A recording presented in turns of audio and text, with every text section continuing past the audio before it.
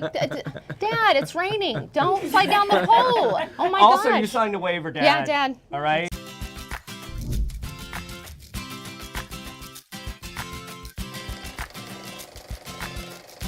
So y'all are certainly doing your part to keep Austin weird. That's right. The Weird Homes Tour. Why homes? We are addicted to home tours. We used to go to like 4 or 5 every year.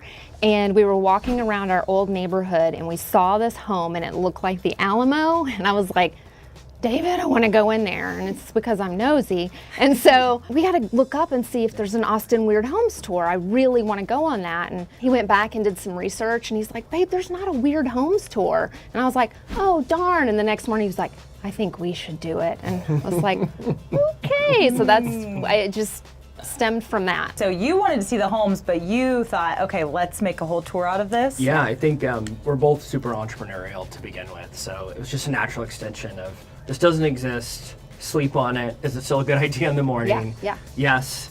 And I had just done a bunch of event production stuff before in a previous life, so I kind of understood the mechanics of it. So here we are, what is this, 6 years in now? Yeah. So what has the Weird Homes Tour evolved into? Tours in a bunch of different cities beyond Austin, Houston, New Orleans, Detroit, Portland. We're adding Los Angeles. And then we're lucky enough to kind of publish a coffee table book. More interestingly, the story behind the homeowners and why they did what they did. We now have a podcast as well. That's kind of human interest, just exploring all these entrepreneurial art collectors, designers, business people who happen to live in weird homes. So it's safe to say you're building a weird home empire. That's right. One weird house at a time, like this one. Yes. We're sitting in like a giant meringue. What's happening here? What is this?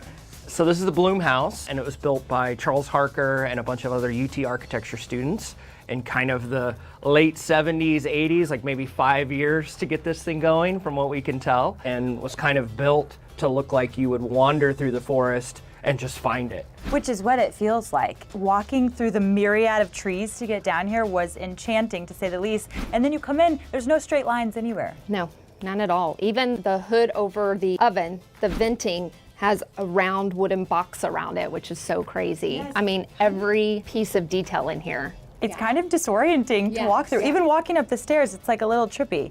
What year did you say they made this in? Late 70s, 80s. Some influences might have come in here. And so you can actually rent it and have a corporate retreat here or spend the night, so it's on Airbnb and all that good stuff. This place is so rad.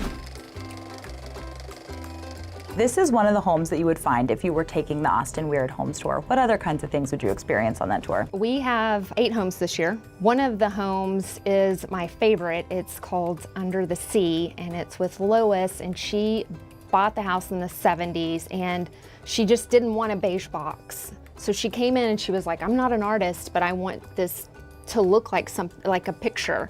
And so every wall is a different color. The fence is like a scene from Mermaids, Under the Sea. The countertops are poured plastic resin so you can see all these things encased in it. I mean, you just have to go there. It's one of those things like I can't explain it until you see it in person. Oh girl, I've been. Oh, you have been? Oh yeah, the Under the Sea house is one of my favorite from the Weird Homes Tour, and you're describing it perfectly. And even though I've seen it, I still get excited to see it in its following years, to see like what she's done with it and how it's expanded. Keeps evolving too. So you called it the Under the Sea house. Who is naming the houses, y'all or the homeowners? It's kind of both, right? Yeah. But we have like the mysterious planchette house because he collects talking spirit boards, and then you know the little planchette that you move around when the spirits talk to you. Like the Ouija board? Yeah, he has the world's largest collection of that. And so that was easy to name that house. We've included our friends in Pflugerville now as well.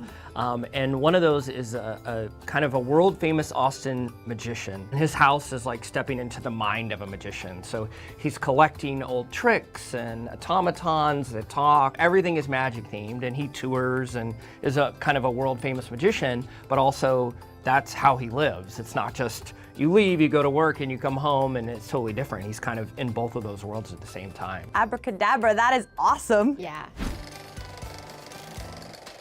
Being in the business of weird, what is one of the weirdest things y'all have ever seen in a house? Well, one of the homes we had on the tour, he was a playground architect. And so you can imagine what his home looked like, because it looked like a giant adult playground, like something out of a Dr. Seuss novel. He had this 3-story tall tree house in his backyard, and he had a wooden drawstring bridge from his bedroom window to the tree house, and you could see all of Austin. And then he had fireman's poles installed so you could slide all the way down from the tree house and the bedroom. I mean, it was insane, and it was a little dangerous. And you had to be insane to try it. Yeah, but my dad did. Yeah, and then he was like, my back. And I'm like, Dad, it's raining. Don't slide down the pole. Oh my Also, gosh. you signed a waiver, Dad. Yeah, Dad. All right? Sorry. Not a problem. So what have you seen as you've expanded, and what have people gravitated towards in that experience? We've actually had 2 people that had airplane homes. So imagine the 737 is kind of done with its normal lifespan, and it gets sold into a scrapping auction or something. Someone buys it, moves it, and makes that into their home where they live. And they're having a concert on the wing. And inside is their kind of bachelor pad, and people are posing, pretending to still fly the plane. But I think we're just seeing a lot of people who own businesses and are entrepreneurs who also just like take their work home with them. And then we're seeing a lot of artists who are just turning this into like the most private canvas you can possibly imagine, of every day waking up and art covering everything. And then just collectors, people who love matches, and their whole house is matchbooks, right? It's no fire danger at all there. But we just see these 3 types of kind of themes over and over and again. And again, just fascinating people.